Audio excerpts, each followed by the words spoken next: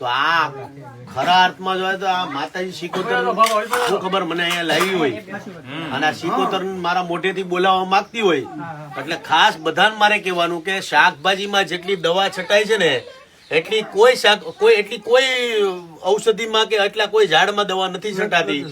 શાકભાજીમાં એટલી બધી દવા છટાય છે અને ગુજરાતની અંદર ખાસ કરીને સૌરાષ્ટ્રમાં કેન્સરના દર્દીઓ એટલા બધા છે આ દવા વાળું ખાય છે એટલે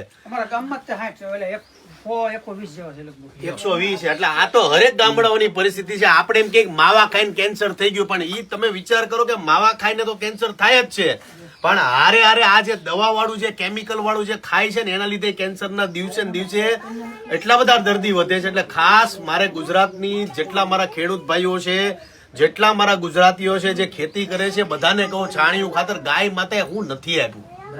તમે જેટલું ગૌમૂત્રનો ઉપયોગ કરશો છાણિયા ખાતરનો ઉપયોગ કરશું ઓર્ગેનિક ખાતરનો ઉપયોગ કરશો ને એટલું આપણું ગુજરાત સમૃદ્ધ થાય. બાકી તમે વધુ પાક લેવામાં છે ને અમે બધા મરી જાય પછી કોને વેચશું આપણે? આ બધા મરી જાય પછી ક્યાં શાક વેચશું આપણે? એટલે ઉત્પાદન વધારો, કઈક મગજ લાવો, કઈક નવી યુક્તિ લાવો કે આપણે ઉત્પાદન કેમ વધારીએ કે પણ બને એટલે આ બધા દવાઓમાં પડોમાં રાસાયણિક ખાતરમાં પડવામાં નકર આવનારી પેઢી નાબૂદ થઈ જાય. આ જો આ સિકોતર કેવડાવતી હોય તોય હું કેવું એટલે દવા છાંટવાનું બંધ કરો, ઓર્ગેનિક ચાલુ કરો. આ જો મારા ખેતરમાં માતાજીના આશીર્વાદથી લઈને જાઉં છું અને મારા ખેતરમાં આજે રીંગણા સોંપવાનો છું ને તમામ મારા ગુજરાતીને કહેવાનું કે ભાઈ તમે ઓર્ગેનિક ચાલુ કરો. આપણે બધાને ભાઈ ચાલુ કરવું જોઈએ કે ન કરવું જોઈએ? પાછા કરજો માતાજીના બેઠા છે ગોરખીમાં લગભગ 10 થી 15 જણાએ તો શરૂ કરી દીધું છે.